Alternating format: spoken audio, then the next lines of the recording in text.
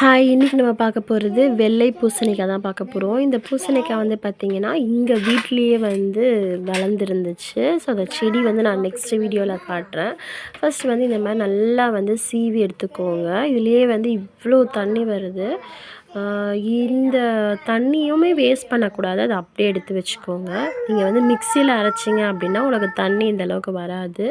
உங்களுக்கு ஃபில்டர் பண்ணுறதுக்கும் கஷ்டமா இருக்கும். ஸோ, அதனால இப்பயுமே வந்து கண்டிப்பா சீவி தான் எடுக்கணும். ஸோ, இத நல்லா சீவி எடுத்துட்டு, நல்லா புழிஞ்சிட்டிங்க அப்படின்னா, உங்களுக்கு வெறும் இந்த பூசணிக்காய் மட்டும் வரும். ஜூஸ் தனியா போயிடும். ஸோ, அதையும் எடுத்துட்டு கொஞ்சமா நெய் விட்டு, அந்த வந்து நல்லா அந்த நெய்யில வந்து கொஞ்சம் அந்த முறுமுறுன்னு வரும் இல்லையா? ஸோ, அந்த ஸ்டேஜ் வர வரைக்கும் அந்த அதாவது ஈரப்பதம் வந்து ட்ரை ஆகுற வரைக்கும் கொஞ்ச நேரம் வந்து அப்படியே ஃப்ரை பண்ணிட்டே இருங்க.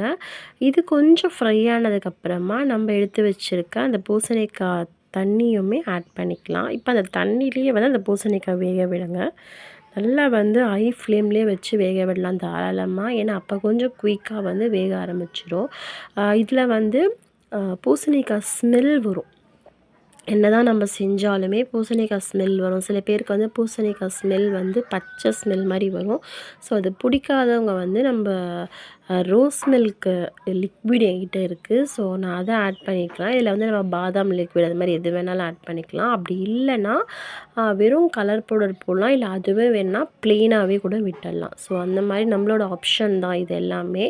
இதுக்கப்புறமா இந்த தண்ணி நல்லா ட்ரை ஆனதுக்கப்புறமா கொஞ்சமாக வந்து நெய், கொஞ்சமாக ஏலக்காய், கொஞ்சமாக முந்திரி இது எல்லாம் போட்டு நல்லா மிக்ஸ் பண்ணுங்கள்.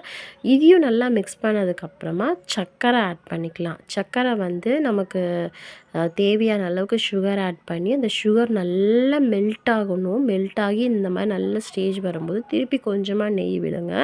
அந்த நெய் நல்லா வந்து பிரிஞ்சு வர வரைக்கும் லோ சிம்மில் வச்சு நல்லா அதை குக் பண்ணிகிட்டே இருந்தீங்க அப்படின்னா, சூப்பரான பூசணிக்காய் அல்வா ரெடி. ஒயிட் பூசணிக்காய் அல்வா ரெடி. நானுமே இதை ஃபர்ஸ்ட் டைம் தான் ட்ரை பண்ணேன். ஸோ, ரொம்ப சூப்பராக இருக்குது. கண்டிப்பாக ட்ரை பண்ணி பாருங்கள். Thank you.